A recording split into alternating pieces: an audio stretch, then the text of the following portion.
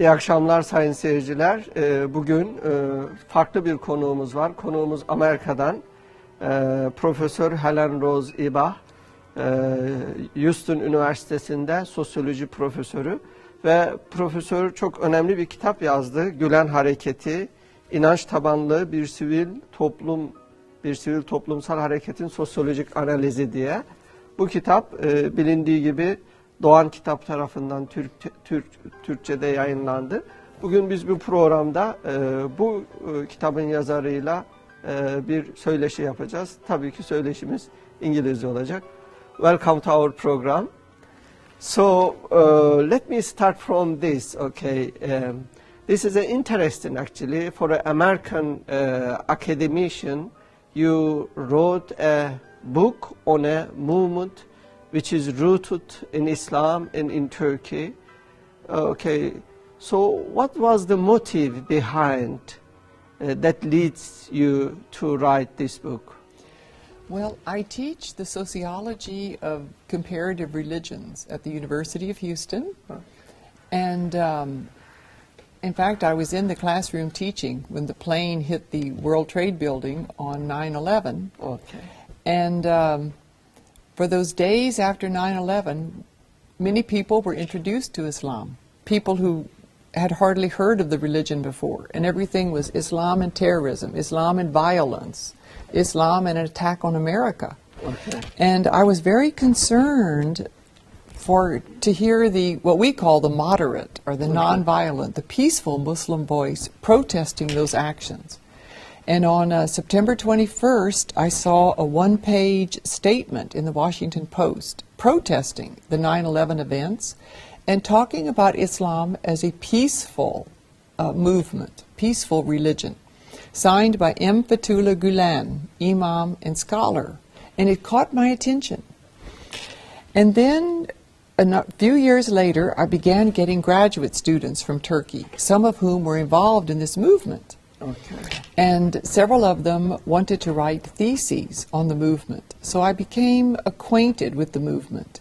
And then I made my first interfaith dialogue trip to Turkey in 2006. And I visited many of the schools and Sema Hospital and Samanyolu TV and Zaman newspaper. And I became very fascinated with the movements. Okay. According to you, what makes this phenomenon as a social movement? Is it a social movement? I think it's a social movement because it involves large numbers of people gathered together around very central issues and trying to achieve change in society. Okay. So it's a social movement in my estimation, and I call it a civil social movement. Okay. Because not only is it religious, but it's also trying to do good things in the society and improve societies. Okay. How could you draw the line between religious and the civic? For you, it is a civic movement, yes? I call it a civic movement rooted in Islam. It's definitely religious in its roots. Okay. But it's not just a religious movement to promote Islam or to proselytize, to gain converts. Okay. At the heart of this movement is wanting to educate young people, wanting to do good works in the society, and make society and humankind a better place to live. Okay. So in that sense, I think it's a civic movement. Okay. Unlike many religious movements whose sole purpose is to promote the faith and to proselytize the faith. Okay. For you, this is something original, isn't it? It's rooted in a religious background, if you like, but it is a mainly civic movement. Well, it's not the only one of its kind in the world. Okay. There are other similar movements historically. Okay. I think one of the things that makes the Gulen movement very unique is its non-hierarchical, non-bureaucratic structure. Okay. I think that's a very important characteristic of the movement. Okay. It's very difficult to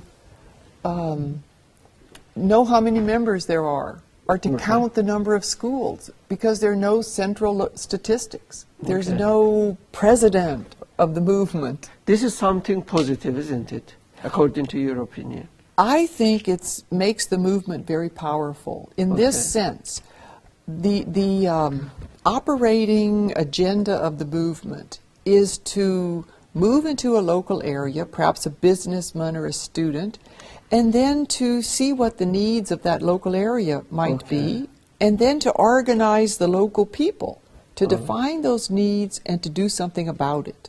So the local people feel like this is their project. Tremendous commitment to these projects because they belong to the local people. So I think that's one of the things that generates such commitment to the movement and to the projects of the movement. The one important concept is the commitment. Yes, you underline in your book again. So how can you interpret this? Why people in the movement so committed to do the project, to achieve something? I think part of it is rooted in Turkish history. This notion of hospitality and taking care of one's neighbor and doing good for the society. Turkish people are so hospitable. That impresses a lot of us who come to Turkey. And when Mr. Gulen began preaching in the late 60s and 70s, at first I thought he's introducing totally new ideas. But he wasn't. He was drawing upon a very rich Ottoman past and upon ideas that the Turkish people were very familiar with. So that's the first thing. The second thing is the commitment is definitely rooted in Islam. People are giving to the movement, not only money, but time and energy, because they see this as their religious duty. They talk about things like, sadaqah and this whole system of vakifs and setting up good works in the society. So those kind of concepts are very, very important to the commitment dynamic, but also the sense of fellowship and the sense of joining with other people to do good. In my estimation, the pulse of the movement, at the heart of the movement, at least structurally, is this notion of the sohbet. People gathering together once or twice a week with fellow members, discussing ideas of Mr. Gulen, discussing interpretations of the Quran, getting to know one another, learning one another's needs, and then learning what kind of projects need volunteers and funding. And throughout all of my interviewing, this notion of the sohbet was so powerful. Have you been to one of the sohbet? Yes, I have, to one or two. And they're amazing. This sense of brotherhood is amazing. I interviewed a group of businessmen in Bursa that had just returned from Darfur. And they promised to rebuild a village in Darfur within 2 years. And I think they're going to do it. But one of the gentlemen said to me, I now have brothers in Darfur and all over the world. And he said, it's so wonderful to be able to go to a sohbet and share with people basic ideas. But as far as I see something new in this movement. For instance, Islam, Islamic history, Turkish culture, Ottoman history, and Islamic tenets and doctrines, and the traditions as an intellectual tradition was there.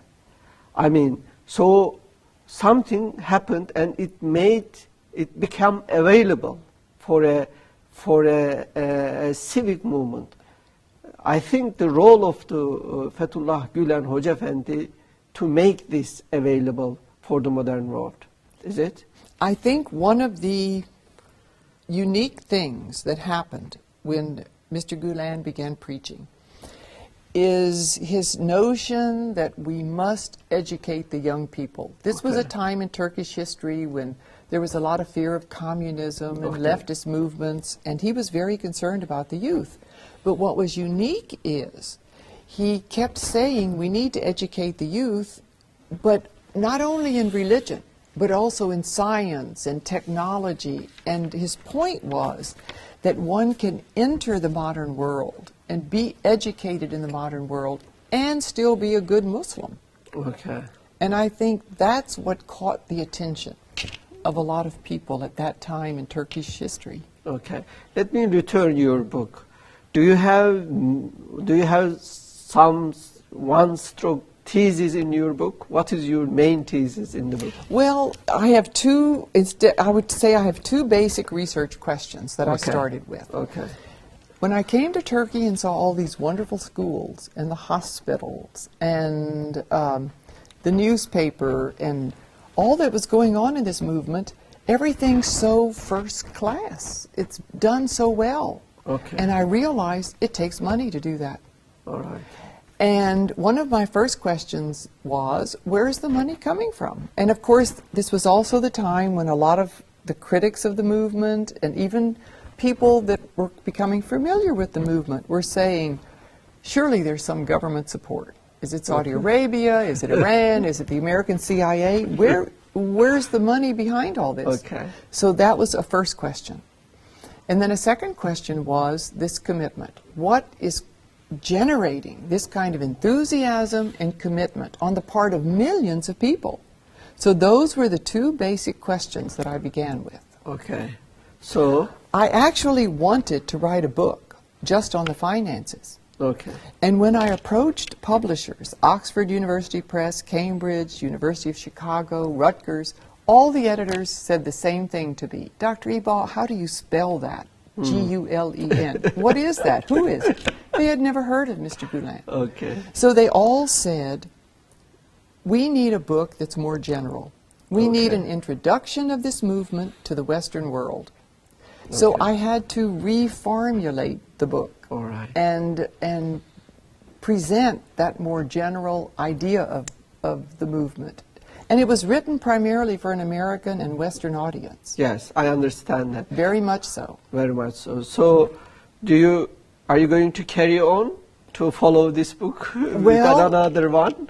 Probably. What I'm interested in now is tracing the movement as it leaves Turkey and begins to become globalized. Okay. I've been to Azerbaijan, I've been to Melbourne, Australia, to Brussels, to Paris. I'm hoping to go to Spain this summer. I want to see what happens to the movement as it globalizes. Okay. How does it stay the same? How does it change? How is it going to adapt?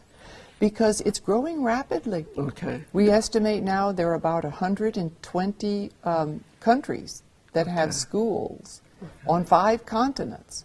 It's growing very quickly. This is a powerful movement, and I see it becoming even more powerful in the days to come. It is going to be very interesting, this book, to see the change from continent to continent, probably from country to country.